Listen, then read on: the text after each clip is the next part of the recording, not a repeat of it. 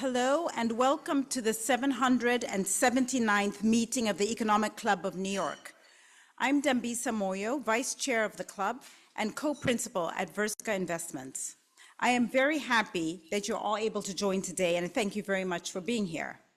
I would like to welcome the students joining us virtually from Princeton, Rutgers, and the NYU Stern School of Business, as well as members of our 2024 Class of Economic Club of New York Fellows.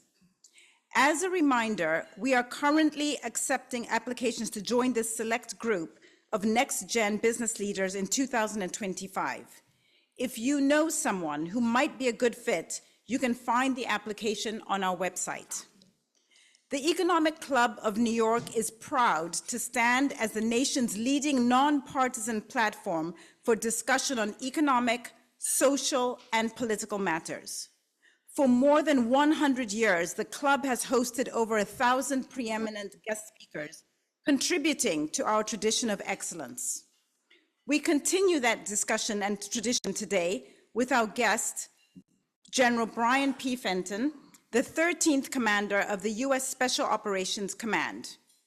He oversees all special operations for the U.S. Department of Defense with 70,000 Army, Navy, Air Force, and Marine Special Operations personnel, and an annual budget of $14 billion. A career Special Forces officer, he has commanded at all levels and served all over the world. The general has also deployed multiple times, serving in Bosnia, Afghanistan, Africa, Iraq, and the Philippines. He earned a general in business administration from the University of Notre Dame and a master's from the U.S. Army Command and General Staff College, and was the 2009-2010 U.S. Army Fellow at Georgetown University. Today, General Fenton will be in conversation with Charles Phillips, Economic Club Trustee and co-founder and managing partner of Recognize. Time permitting, they will take questions from those in the room. We plan to end promptly at 1 p.m. As a reminder, this conversation is on the record, as we do have media in the room and joining virtually. Now, please join me in welcoming General Bryan Fenton and Charles Phillips to the stage. Thank you.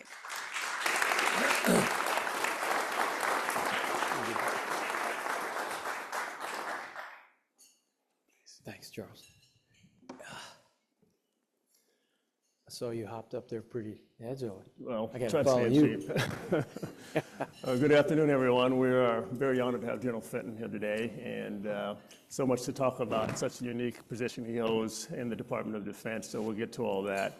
I think one of the good places to start might be just the origins of SOCOM. So when I mentioned this to people I was going to interview you, they were confused. We didn't know we had something that set over all the special forces, so maybe a little perspective, how it got formed, a little background before we start getting into detail. Sure.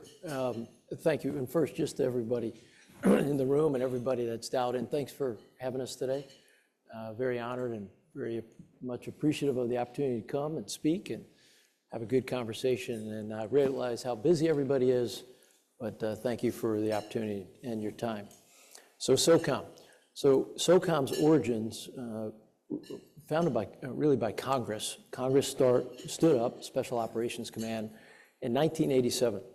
And it was the result of, I think, looking backwards, where there had been special operations forces in every element of the services. So some in the Army, some in the Navy, Air Force, Marines, yet not integrated or working together in a more fulsome way. And also with no overarching budget that is of their own. Also in 1979, a failed mission to rescue our U.S. hostages in Tehran, where that really came probably to the forefront. Different service helicopters with different teammates in the back that would be called ground force teammates, challenging conditions in terms of getting everybody to work together in a way that you have now in your Special Operations Command. So in 1987, Congress passed the law to stand Special Operations Command up with the headquarters in MacDill Air Force Base, our corporate headquarters, for lack of a better term. and then bring all the service elements under one umbrella. So we have Army, Navy, Air Force, Marine teammates. Soon, we already have some Space Guardian teammates in as well. We may make that a little bit more fulsome here in the near future. Gave us our own budget. We call it Major Force Program 11. That allows us to do special operations, unique type of things, whether it be modify equipment or use it in the conduct of deploying folks downrange and doing the missions that were directed by the Defense Department or by the President.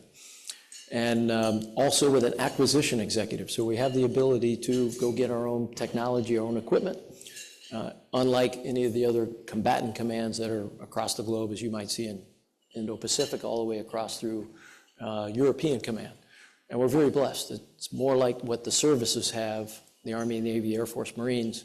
And that acquisition executive, Miss Melissa Johnson, sits in our C-suite right next to the Command Sergeant Major and I. So we do our acquisition of our technology and our science and research and development at what I call SOCOM speed, very, very fast with the DNA of a startup. We're the newest kid on the block, so to speak, in the Department of Defense, only 30 plus years old. We still have an edge to us. I think we're very innovative, we're very creative, and as a result, we get after our technology needs and our research and development needs that way. So since 1987, we've had a corporate headquarters with a budget, with elements from all the services working for Special Operations Command and deployed across the globe. And just for background, you have some pretty famous units under your command. It's the Rangers, it's the SEALs, Marine Rangers, all of that, right? Yes. So inside the team of teams, we're very blessed. We have them as components, Army, Navy, Air Force, Marines, but right behind that is Army Special Operations all the way across through Marine Special Operations. So in our ecosystem in the Army, you would find our Rangers, the very famous Ranger Regiment, harkens back to a lineage from World War II. You'd find our Special Forces teammates, also known as Green Berets, also from lineage of the Office of Strategic Services in World War II, and really stood up formally in about 1952 as a result of what was going on in Europe during the Cold War. You'd find incredible helicopter pilots in one of our most elite helicopter regiments called Task Force 160th. That's just a moniker for it. But you can imagine the ones that do just the most incredible missions, as would have been done in the Osama bin Laden raid. And you'd also find civil affairs teammates, folks who actually meet the world where they are in terms of civil action projects, working with USAID, our State Department team, as a way to assist the not kinetic ways, in ways that are not about war. They're about nation to nation. In our Navy, you would have our Navy SEALs. You'd have some incredible boat drivers. In our Air Force team, we have pilots with all the airplanes, and we also have a ground component. And then our Marine Special Operations team, the newest of the SOCOM family, has the title of Marine Raiders, and that's taken from World War II lineage as well. And then we have a sprinkling of Space Guardians from Space Force inside of SOCOM that we're looking to make a little bit more formal here in the coming months. So we're blessed. We have a very integrated team, a joint team, and on any given day, about 6,000 of those teammates are deployed across the globe in about 80 to 85 different countries. I was going to keep going until you mentioned Marine Raiders. I was trying to get you to say. Charles wanted those to go out first. You must see all sorts of the landscape of the security environment. There's so much going on in the world. Multiple hotspots, which we normally don't have, but visible ones to the Americans now. So how do you assess the global security environment, all the changes that are happening, all the conflicts, we had administration changing? How would you kind of sum it up? Yeah, I think in a couple words, the most challenging I've seen in my 37 years of being in the military, with a large number of those being in special operations. And I say that probably through three lenses. The first lens would be the convergence of the adversaries that have been so named in our national defense strategy and our national military strategy that are derivatives of the national security strategy.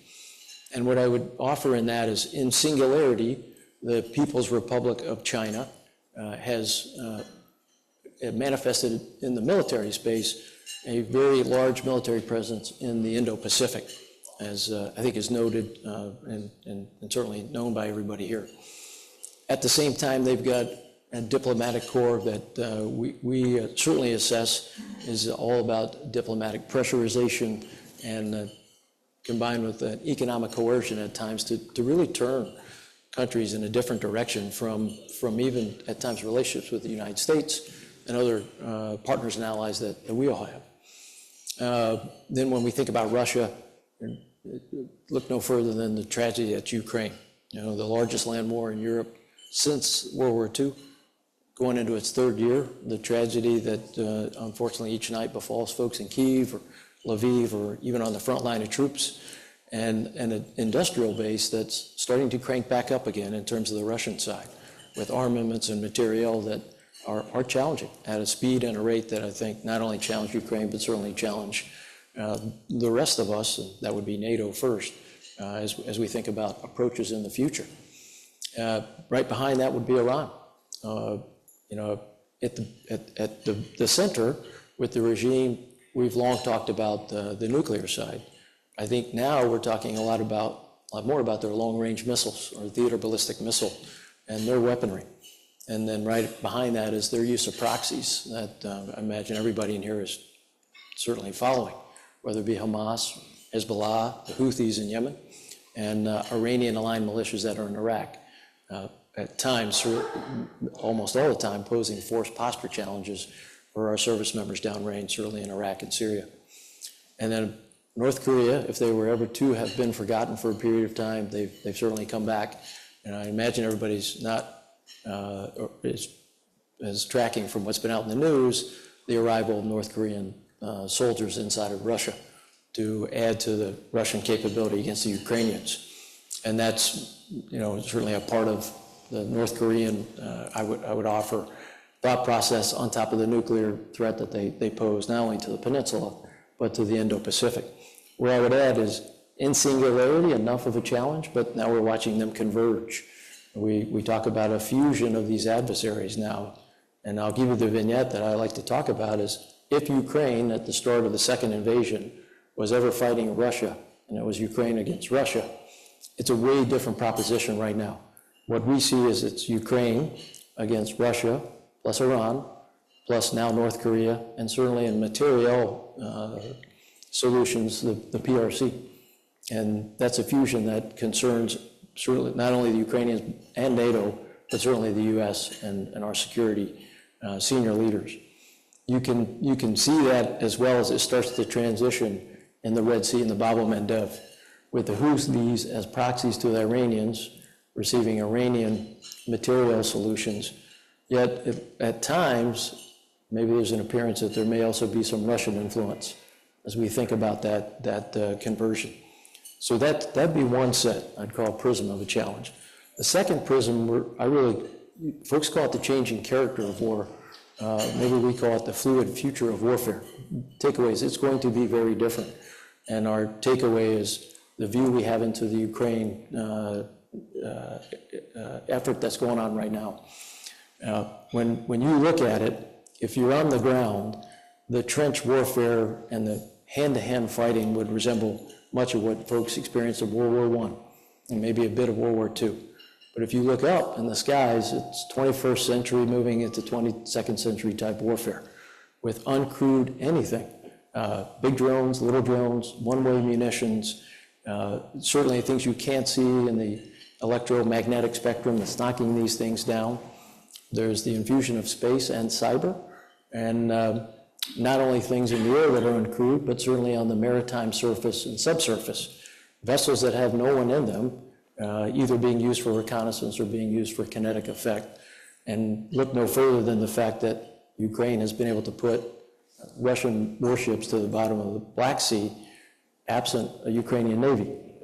The technology, combined with automation and probably artificial intelligence. This changing character, not only in theory, when we think about all things uncrewed, drones, in the air, on the surface and subsurface of the maritime space, and on the land, when you think about robotics, combined with artificial intelligence, what everybody here in this room has watched really hit on. Maybe it's beyond a hockey stick, maybe a comet, and straight up in terms of the arrival and then the application, not only in the private sector, but in the military sector. And then I would add adaptive and 3D printing. It's making supply chains, I would call them in some ways more manageable. And at some point, we may be able to do some of the printing of the type of material solutions we need forward on the battlefield. We're watching others do that, and I think that certainly we're taking lead and certainly taking great notice. Those two prisms, the fusion of adversaries and the fluid future of warfare, are then probably added to by the global trends. You know, we're watching markets fracture. If you think about the challenge the Ukrainians had getting their goods to market, mostly their wheat, to other nations and other continents, being interrupted, the commercial shipping in the Red Sea at risk based on the Houthi actions over the last 2+ years, not only against Israel, not only against U.S. fleet, but also against the commercial shipping that many of them now, and there may be experts in the room here who are part of that industry, are having to find alternative routes to bring their goods to market. And at some point, the cost increase that will then be certainly transitioned to consumers. That's a different global market, along with what happened after COVID and supply chains. I think those three prisms are making it one of the most complicated times I certainly think I've ever seen, and maybe many in this room as well. I think many of us think of special forces for small conflicts, counterterrorism. We remember capturing Osama bin Laden. As we pivot from the Middle East threat to these bigger superpowers, China and Russia, what's the role of special forces in this kind of new warfare for bigger clients? Yeah, thanks, Charles. I think the role for U.S. Special Operations Command first continues in that. And what I'll offer is, if we start with, our product that we provide the nation is national security success or winning against very challenging political environments at times, and I'm talking about forward-based, and contested or congested environments, megacities, rural areas, technology that's going against us. The three business lines that we do that in would start with that very first one, our counterterrorism mission. I like to say that while the caliphate that ISIS and Al-Qaeda have certainly desired for years is now contained somewhat inside of Iraq and inside Syria with their global leadership, the ideology is still running around unconstrained. It's on the internet, social media platforms where folks can be inspired or aspired to do ill things against not only this nation, but against our partners and allies. And you can see that in motion, maybe even as Director Wray talks about it in public, with the FBI seeing some recent arrests in our own nation of folks who aspired to do terroristic type events associated with ISIS, and certainly in capitals across the globe, as these events start to manifest themselves. It's all from a position of ISIS or even Al-Qaeda at times trying to orchestrate this. So I think that mission continues for as long as I can see, as I do not think the ideology will go away anytime soon. And certainly it's a whole of government approach. It's not just U.S. SOCOM, but we are one part of the team, not only in this nation, but with international partners from the special ops community, the intelligence community, law enforcement and judiciary communities as well. I think the second mission is crisis response. And put simply, that's our solemn obligation as an incredible military to rescue U.S. citizens anywhere in the world that are being held hostage. There are very few nations in the world that have that capability, but it is one we take on as a sacred solemn obligation that if there's a U.S. citizen or someone has been directed by the president that might be a partner or ally in trouble somewhere in the world, we have a very short string to be able to go there and get them home. That includes our diplomats, as most recently was seen in Sudan. Khartoum was a very high level of fighting between government and non-government forces, and our diplomats were under duress. And we were able, after an initial order, to be able to get there and within a very short period of time to go in a very challenging environment and bring them out to safety. And we've done that in many other places, and that's not the only manifestation. We absolutely have a requirement to be able to non-combatant evacuation U.S. citizens that may be in troubled war zones. You could imagine Lebanon. You can imagine some other places across the globe where there are a high number of U.S. citizens that at some point will want to come home, and we stay ready for those type missions along with the rest of our military. The one that is probably the most emergent right now, but is a legacy and a lineage of special operations, strategic competition. And I say it's the most emergent because for 24 plus years, we've really had to focus on the counterterrorism mission to ensure that nothing like was stormed, normed, and formed in Afghanistan ever comes back to this nation ever again in that manifestation. And we stay on that mission as I just described. But it could be other places in the world that have undergoverned spaces where there's not a domestic law enforcement that can handle them. And we absolutely have to stay very aware and very vigilant. In strategic competition, this is the requirement by our Defense Department to really provide options and advantages to commanders, U.S. commanders across the globe against the People's Republic of China in a military space, if God forbid we ever went to some level of high-end conflict, but get ready for left of conflict. Provide options and opportunities for our government that would be very helpful to ward off anything like that.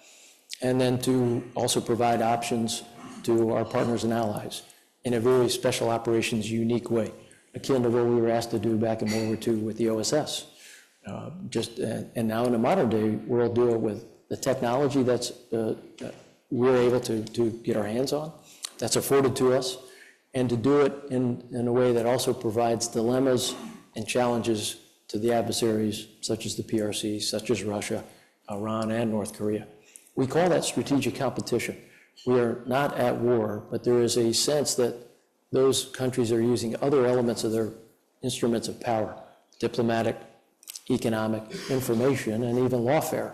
If you look into the South China Sea, in the case of the PRC pushing very hard on a treaty ally, the Philippines, ramming their ships, the PRC ships, into Philippine Coast Guard and naval vessels that are just trying to resupply their exclusive economic zone.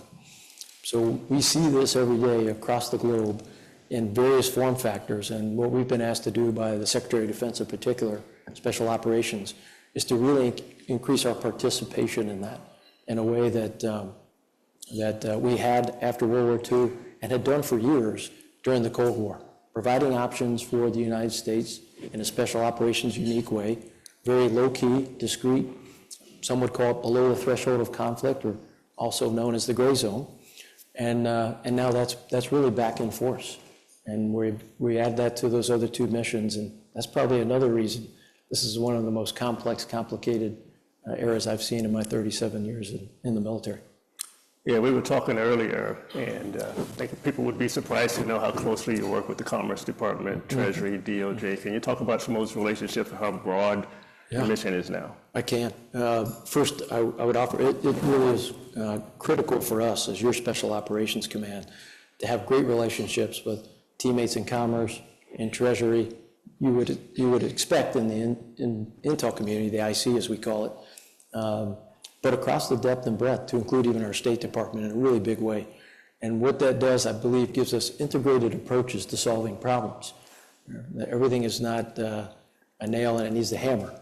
There are other options inside of our government and across our elements of power, whether it be the diplomatic side, the economic side, the informational side, that are more apropos and more appropriate for solving a certain problem that may come out and certainly be looked at by senior leaders. So I would say that for Special Operations Command, we probably got very good at that in the aftermath of the tragic events of 9/11. And our work with the Treasury team to do what we call counter-threat financing, to understand flows of money that the terrorist networks were using, whether they be any number of banking instruments or some level of less formal instruments to move money, because we knew at some point it was leading to an operation. So we got very good at working with Treasury and others on, one, how to trace it, and then frankly, how to affect it, as money ended up being the engine for many operations. It always is. I think the other thing that we've been even more able to do over the last couple of years is integrate that with our commerce teammates. You know, I would offer that many nations will tell us, your military, hey, I really appreciate what you're doing in the military space. You are a preferred partner, but we would really like some economic input, some direct foreign investment. Where are your U.S. investors? And so we've had an opportunity to have great discussions with the commerce team in this case under Secretary Raimondo, telling her how we've seen this across the globe, and then offering it to her team to go off and at some point develop options and opportunities for either a bilateral or multilateral trade relationship that may not have been there before. We think that's really important because at the very end of the day, it's a combination of your military security and economic security that makes any nation really whole. And we know that we're the beneficiaries of that here. I would offer we're probably the best military in the world because of the economic engine we have in this great country of ours. That is the envy of the entire world, whether it be the capital markets, our innovation, our manufacturing. We really are, and we hear this out across the globe, so hopefully I'm adding to what you all know as business leaders. We're the envy. And the military on the other part, when we talk to our military colleagues, we're the envy of them. But we always offer that we are that because of this great economic engine we have in this country. And so as we see opportunities out there for other countries to enjoy that type of national security, when you bring those together, we provide that type of information back. We do joint planning together, and I think we're as close as we have ever been, at least from SOCOM and our greater military, with teammates in places like Commerce and Treasury, and Homeland Security, our State Department for sure. And then there's points in time where there's instruments that can be used that wouldn't be the military, tariffs, sanctions.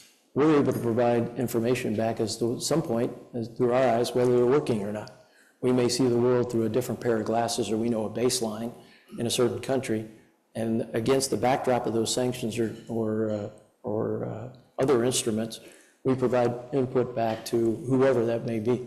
Certainly the National Security Council, or it could be in Commerce, could be in the Treasury Department. So very, very good relationship, and I think it's grown a lot over the last couple of years and growing even more. Well, you have a huge job just coordinating the special forces in the U.S., 70,000 people, but some of our allies have special forces as well. Do you work with them? Can you have the same level of coordination? What's been the success story there? Yeah, we absolutely do work with the international special operations community. I would tell you that over the 24 plus years now that we've been after the tragic events at 9/11, we've gotten a lot closer. You know, in years gone by, you know, we had relationships. We did some training with many of them. We had a pretty good relationship, but it wasn't forged against the same existential threat we all saw after those events. And we at many points were together in places like Afghanistan and Iraq, Yemen and Somalia, together with our international special operations teammates. And that's a different relationship. It's a lot tighter. It's a lot more underpinned by trust. I think everybody in this room knows you really don't have a relationship until you either go through the speed of trust, or if you don't, and it's the slowness of trust, and you never make it, it's not real. And I think in this case, it's absolutely real, and it's very critical. And we have it across the globe. We're very blessed that some of them are against the backdrop of what we call the Five Eyes team, the US, the Canadians, the Australians, New Zealand's, the UK. That is very, very tight. But the rings as they go out are just as tight with our French teammates, our Spanish teammates, teammates in the Indo-Pacific and South America and the Middle East. It's a very vibrant international special operations team, and one that we know is relied on by all their nations in the same way we're relied on by our nation. And so we have a global gathering every year down in Tampa. It's usually the first week of May. We call Special Operations Forces Week. Last year was international. This year was international. We had about 22,000 teammates that come down, about 90 different countries. And we have a chance to really talk about the issues that are not stovepiped to any one nation. They are absolutely interrelated, whether it be terrorism, whether it be, as I would like to say, the world votes in volatility and there's a crisis, and we might depend on an international soft partner to give us the access to a place, either with our helicopters or for our teammates, maybe even for the information or the intelligence we may not have. And we offer the same thing vice versa. If they're going to a place, we have those same categories that we're able to offer. It's without even thinking. It's in the blink of an eye. And I think in many ways the world, we call ourselves the quiet professionals, so we don't advertise this a lot, talk about it a lot. But I hope that at some point the world will be very proud of how the international special operations team across the globe are really working together to solve complex and complicated problems that bedevil all of us, frankly. But I think a lot of people would like to know, switching to a different topic, how does one get to be a four-star general in the Army and start? And so was this always something you thought of early? Yeah, we walk down the streets of Manhattan, we don't see many people that look like you, so people want to know more. So how long were you thinking about joining the Army, and how did it all start? Yeah, so first, I don't think anyone really ever envisions them probably in any profession that you're successful at being at the top. My sense is you envision going in, you find that there's an incredible group of people that you love working with, that it's got the purpose and the mission that's beyond anything that's just about the individual, and then at some point you just stay. And I think that it's been that. I got into the special operations community. I really found that it was a purpose-filled endeavor with selfless servants and the most incredible people I'd ever been around, from all walks of life, all nations, frankly, in our own military, and just incredible experiences. And as a result, I absolutely endeavored every day to just do the best I could and to provide value, whether it was at a smaller level unit or even today. I think the command sergeant major and I would tell you, what keeps us awake at night really is, are we doing as much as we can for all of our teammates deployed across the globe, and doing it as hard and fast and as they taught us, because many of these teammates were very blessed to have, we've served with for 20 or 25 years.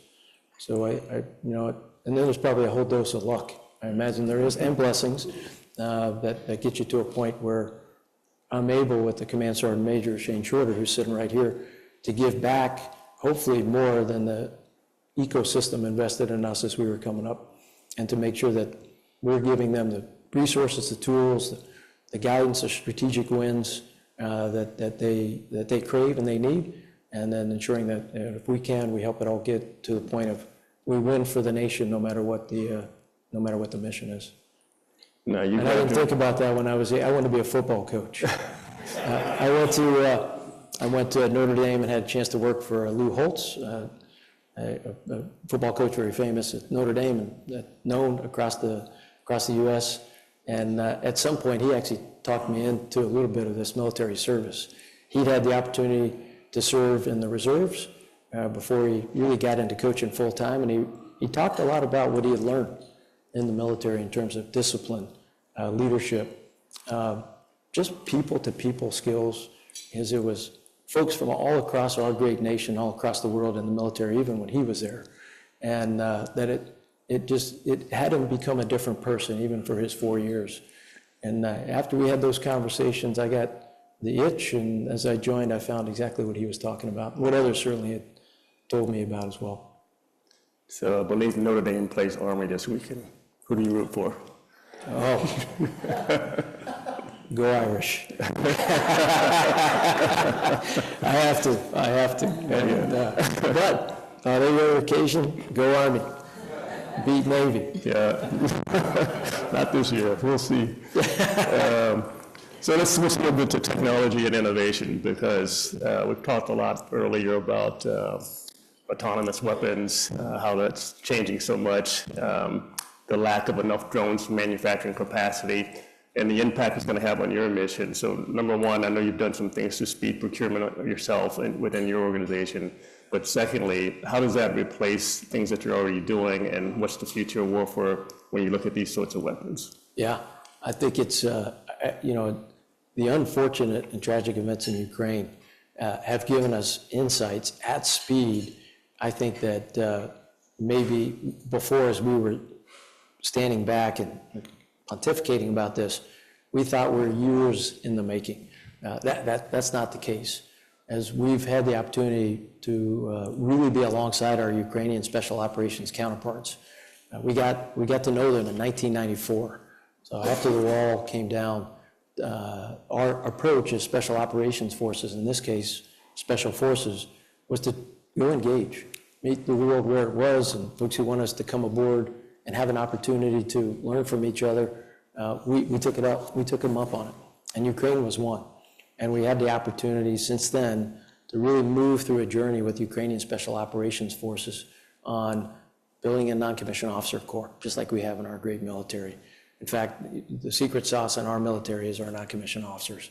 That is the envy of the world when they think about our military, because we're so blessed to have at every level sergeants and corporals, command sergeants, major, you name it, who really are the engine for us to be as good as we are. And we showed them that. And we show that to many nations across the globe that are willing, and lots of them take us up on it. So as we've been alongside them, and then after the second invasion, the insights we have because of the trust we built since 1994 have been astounding. And I would tell you that if I could wrap it up, the OODA loop, the spin cycle inside of Ukraine on some of this technology, from it being introduced to being utilized to the Russians countering, has gone from 4 to 6 months to 4 to 6 weeks. It's that fast. And it may be in the air domain with a certain type of drone, and the way it flies, how it navigates, and at some point it's countered, and then a new counter to the counter, build a better mousetrap, kind of going back and forth, has sped up in an incredible way these last couple months. And I think what it's caused us to think about as we step back is not only that, but the way in which these new capabilities, to some extent, long-range systems, smaller systems of drones that, $800 that have very high-res cameras on them, and at some point can do some level of reconnaissance that would have taken humans to do, 25 years ago. And replacing that, bringing the force protection challenge down and accomplishing the mission has had us laser focused on what does that look like for Special Operations Command, in a sense of, we know that that's not a flash in the pan, because we're also seeing that level of technology being used by the Houthis in the commercial shipping lanes, these uncrewed boats, autonomous, that are attempting to run in mostly to commercial vessels as they transit the Red Sea of the Bab el-Mandeb. So I think for us, it's given us a couple of takeaways. We've got to be in that space. The second one is that right now is almost, I feel like it is the private sector space, where things before would have been in the government. Think about when we built rockets, sim chips back in the day. Lots of that was inside the government for our utilization to put people on the moon, to build aircraft carriers, to build bombers and fighters. And while that is still really important, where the world seemingly is going is a commercial utilization of uncrewed systems to deliver goods, uncrewed systems to take people, driverless taxis, uncrewed systems to do, you can just fill in the blank. I mean, I used to worry, now I'm not, with the Roomba running around that's what I used to have to do. Now I'm excited, go for it. So you can see where these things are really moving at pace. And then with artificial intelligence and the application of that type of technology over oceans and glaciers of data that need to be turned in a very quick period of time for us to make a very good decision, precise, on target, this is the future as we look at it.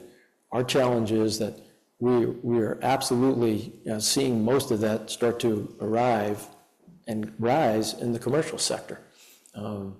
It's hard for our defense industrial base, I think, to see as a signal from me words like, I need attritable, atypical, affordable technology at mass and scale for the future and at speed for both non-lethal effects, intelligence, reconnaissance, surveillance, and also for at the times we need to certainly take on an adversary and not use our most exquisite platforms right off the bat. And my sense is that's what we're doing right now in the Red Sea. If you think about a Houthi missile coming out from Yemen, maybe $10,000, $15,000. We're shooting those things down with, at times, multi-million-dollar missiles. That's a cost-benefit curve. I think everybody in this room will go like, that's not going to work. We recognize that as well, and I think for the special operations community in particular, we see what's going on in Ukraine, and against all the elements, whether it's artificial intelligence, autonomy, automation, 3D or adaptive printing, all the way up to these uncrewed systems that have to fly in swarms and hives. as a place SOCOM's got to absolutely be positioned in order to help the nation as we go forward in the future.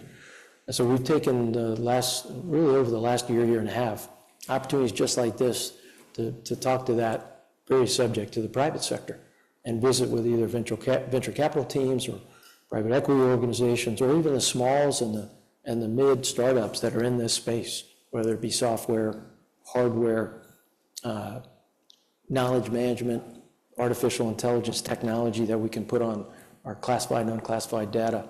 And I think we've got to continue to do it, and I probably have to spin that even faster, as we're used to speed on the battlefield, and I think right now we're trying to get the flywheel going even faster in the acquisition and what I would call the service-like side of the things we do at Special Operations Command. And I'll ask the audience to start getting questions ready. I got a couple final people questions, and then I'll come back to the audience. We have microphones somewhere. So the final one is, it must be extremely hard to find people qualified to be in the Special Forces. So from a recruiting standpoint, retention, where do you stand on kind of people issues? Yeah, I'll start by saying that in our strategic priorities at SOCOM, there are three. The first one is people, and then we talk about winning, we talk about transforming. But across all those two other buckets, the thread really is for Special Operations Command, our people. And they are the competitive and comparative advantage. And it's been a long-held truth inside of Special Operations Command that humans are more important than hardware.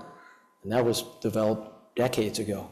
Now, sometimes cheekily, I say, and software, and ChatGPT, and the human, for many, many reasons, not the least of which is leadership, which is a social movement of humans toward a common goal or objective, like everybody here knows in any sector or segment, will really reign supreme, and especially in special operations, the way they think, the way they approach problems.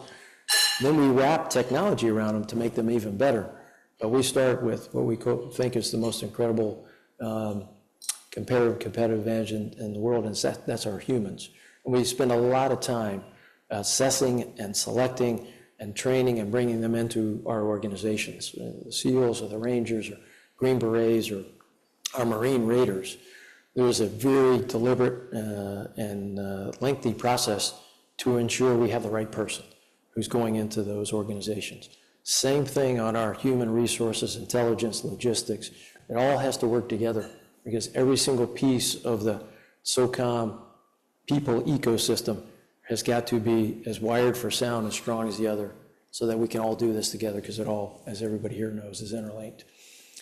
When we talk about win, which I've already described in our three missions and our business lines, people are at the very heart of that. And then even as I talk about transform, in many forums like this, folks will go, oh, you're talking about technology. I'll say, I start with our people first. It's all about here. How are they thinking about the world? How are we educating them for the world? The uncertainty, the volatility, the ambiguity that needs a human start before we'll talk about technology and then transformation of our great organizations. With all that at play, the recruiting environment the last couple of years has absolutely been a challenge. And we at SOCOM are the beneficiaries of the great talent that comes first in from our nation, the young men and women that join our military, but they come to us through the service lenses. They come to us through the Army to go to Army Special Ops. They come from the Navy to go. So there's a bit of a waypoint before we get them. And when that waypoint is dry, it hits us in that same way. So I think the challenge that the services had the last couple of years is starting to turn for the better, and we were talking about it, I think earlier in the green room, is the services have done a lot of work, both to tell the American public that my phrase, that there is a job catalog in the Department of Defense that's probably bigger than anything in the entire world. You can be a lawyer, you can be a doctor, you can be a veterinarian, you can be a cyber teammate, you can be space. You do so many things, and then you can actually even pick and move to other jobs, and on top of that, serve with really incredible people and have a purpose-filled life. And then whether it's 4 years or 40, go out and do great things as well for the nation and other service-minded endeavors. So I think we're coming out of that a bit, yet when the services are challenged in recruiting, so are we. And there's a bit of a bow wave that's headed our way based on the last couple of years. yet at the same time, the services are actually turning the corner, and I think they're getting into a good spot. So we might have to run a bow wave for a year or two before we settle out, because the services actually settle out. We have very limited opportunities to bring somebody from the street right into the special ops community. It's very small, about 4,000 on any given year, either in the Army for Green Berets or Rangers, or our enlisted SEAL contracts, about 1,000 come in that way. But on the whole, we're really dependent on the services to lend us and loan us their really great talent that they have in their service. We'd be remiss if we didn't ask you for a few thoughts on leadership, given your impressive career. And these are all business leaders in the room, so they'd love just a few words of wisdom. I'd also ask for some back from this room here. Incredibly successful folks. I think I start where I mentioned a little early, leadership is a social movement of taking a group of humans and people toward a common objective, and whatever that might be. Could be in sports to win a championship, could be in the business world to be the leader in your product vector or segment. It could be in the academic arena to solve incredible problems and make the world a better place. And certainly it's the same in our military. And when I think about it like that, I have a couple thoughts for everybody here. I think the very first thing is this combination of being an incredible listener and absorbing what a teammate, especially today, where as I see coming into our ranks, the younger teammates, they absolutely, they want to be valued and they have value. We just have to listen. And so listening as intently as they're giving us this incredible input, I think is really a key leader trait, that whether you're a strategic leader like everybody in this room, or you're an initial entry leader like we have in our military. I talk a lot about, I use the old adage, 2 ears, 1 mouth for a reason. And that's either with your troops or whether you're sitting with different stakeholders if you're at on a level like the Command Sergeant Major and I. But I think right behind that is make your transmissions count. Your communication to your organization is really, really important. Clarity, preciseness, how you get it down through, I call it layers and layers of organizational. We have 70,000 folks, units from Okinawa, Japan, and South Korea, all the way across the United States to places in Germany and in between, ensuring that everybody can get it through whatever modalities or mediums, and then reinforce it. I think we're a really busy world today, and folks have a lot going on up here, and it's almost like you're trying to distill signal from all the noise so they understand really where it is that we're trying to take them. I think, second really is about having a vision, at this level in particular. And it's at all levels, but I didn't have to have that when I was a lieutenant. I had an incredible platoon sergeant, really showed me what it meant to be in the military. You know this, you saw it yourself, who showed me the skills I would need for the next couple of levels, and that was passed on to sergeant majors and beyond. I think now, as Command Sergeant Major Shorter and I think about it, our job as strategic leaders, enterprise leaders, is to have a vision for the organization, yet have enough tactile stepping stones where folk can actually get to that vision. It's not so gooey or opaque that what are you talking about, Fenton? What do you mean? And that takes an immense amount of work on part of the leader to have the idea, even though it may still be cloudy a couple of years down the road, but have enough, I think, instinct, court sense, to give some of the stepping stones to go in that direction, and then also know that the world will change, and it's going to have to move a little bit. But with that North Star that was put out there as the vision, I think folks will get it there for you. And most of our teammates, just like you have, they'll actually bring something back way better than anything I could have imagined if I would have tried to micromanage it. Because we have just these incredible teammates all up and down the special operations enterprise. And then lastly, and I've got more, but in the interest of time, I talk about today, leaders need to be, they need to have energy. The world is a draining place, and there are Donnie and Debbie Downers all over the place, and if you're the CEO of division, hate, nastiness, you're probably making a lot of money in this world today, right? People are going for the clickbait and hyper clicks, but if you're the CEO of just goodness and authenticity and humbleness, it's unfortunate nobody's hearing about you. But that's what everybody should really get after. And I think being an energized leader who's caring for teammates, ensuring everybody knows they're valued, thanking them for being part of the team, giving them a good direction. You need energy to do that as a leader. And I think folks want to see somebody who's energized. And it's not a false happiness, but when I step in the door each day, I think, hey, whatever I got going on at home, that's the conversation between me and the windshield. And then when I step into the office, it's, hey, what are we doing, teammates? And excited to be there, excited to get after these really challenging problems that everybody in this room has, but not with a face that's like, I'm upset or I have challenge, because I think everybody's got them. And what they really want is see an inspirational teammate. So I call it inspirational leadership, or be a happy leader, so that as your teammates are moving along, they get that energy as you as a leader really take them into some challenging waters, rough waters. Those would be a couple of things I'd talk about, but awesome. I'd be interested in. That's awesome. Slings to 4 stars, I guess, yes. I'm not, I don't All right, think so. questions? Thank you, General. Thank you. Yeah.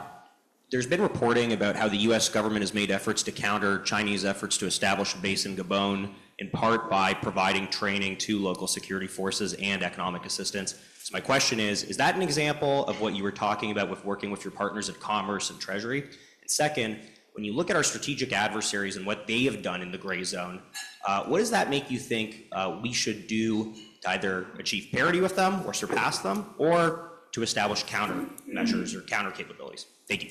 Yeah, thank you.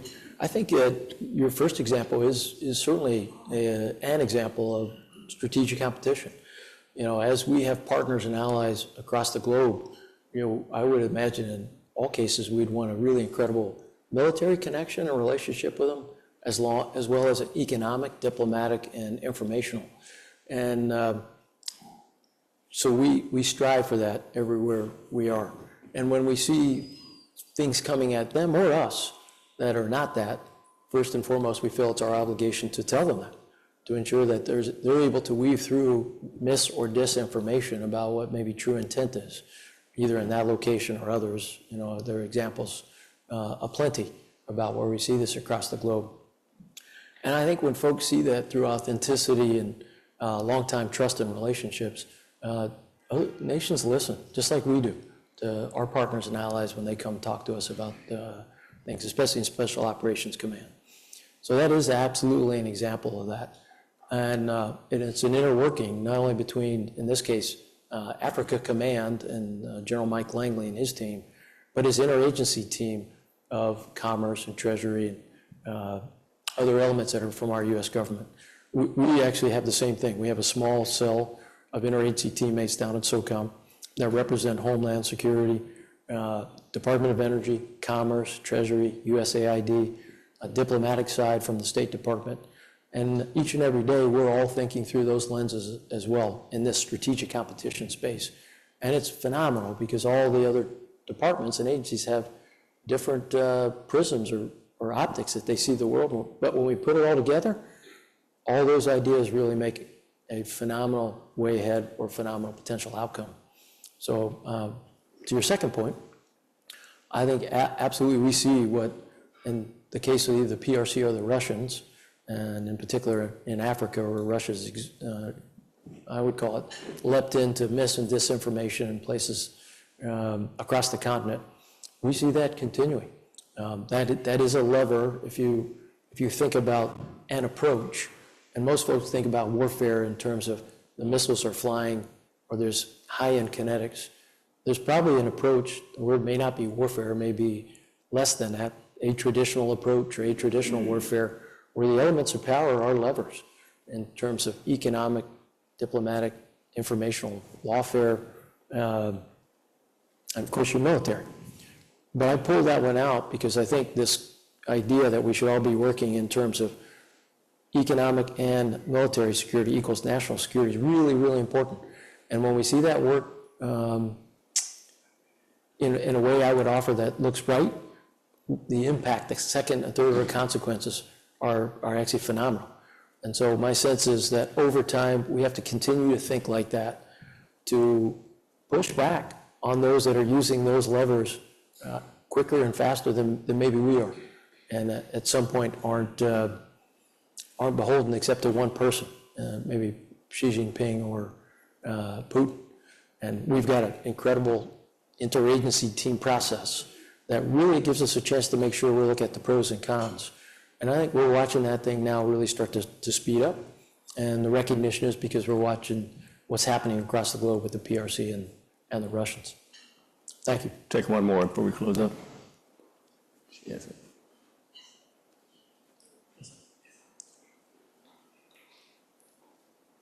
Good day, sir. Yeah. I'm Tabi, and I'm currently serving with the U.S. Army Reserves under Civil Affairs, and it's actually under your command. Yeah. So it's a pleasure speaking with you. Very good to see you. Thank you. I realize that speaking with people out there, a good number of people still don't know about the difference between national security and national defense. Yeah. Sometimes it's being used interchangeably. So I wanted you to highlight on that to bring the difference between national security and national defense, and also to highlight on one of the national defense strategies the U.S. Army or U.S. military does. Thank you. Thank you. I think in many ways that I was absolutely, like you just offered, was trying to reinforce that. I think there's a defense piece to any nation that is one part of national security. Domestic security is another part. If I think defense, especially for us, we're usually thinking outward across the globe when our military, as you know well. I think there's the domestic security side that we think about law enforcement and homeland security on top of the economic security, and you could layer on some level of health security. All of those to me are layers of national security and what I imagine any population is looking for from their government. So I appreciate you bringing that up because I absolutely agree that all of those have got to be factored in when we think about the relationships the United States has across the globe and over time has built even more of, and that all of those are key factors of those relationships. There may be a military relationship that's prominent, meaning it's seen more acutely than others, but I would offer our diplomatic, information, and economic relationships are probably more potent and carry greater weight because the world is looking for those type of connections with the United States and certainly I would call other partners and allies. And it benefits anyone to have them all. But the military manifestation is actually seen, and it's habitually what folks go to. But I would offer that maybe the most potent is the other parts, when combined together, make true national security. So thank you. General Fenton, thank you for what you're doing for the country and for spending some time with us thank today. you. Much Thank you appreciated. for your time. Thank you, everybody, for your time.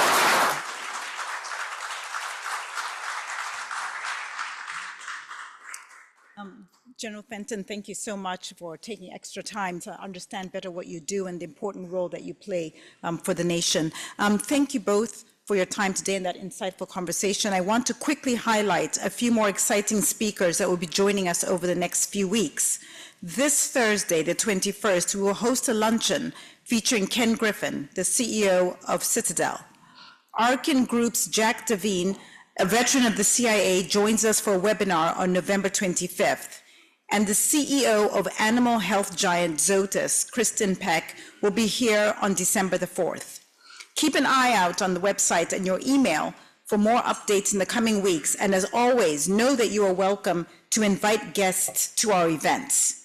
And if you don't want to wait for one of our events that I just mentioned, you can find more outstanding conversations on demand. Season 2 of the club's podcast is now live. Be sure to check out the forum hosted by Betty Quick. Finally, I would like to take a moment to recognize members of the Centennial Society joining us today. Almost 400 of our members have committed to joining the Centennial Society, and their contributions continue to provide the club's financial backbone.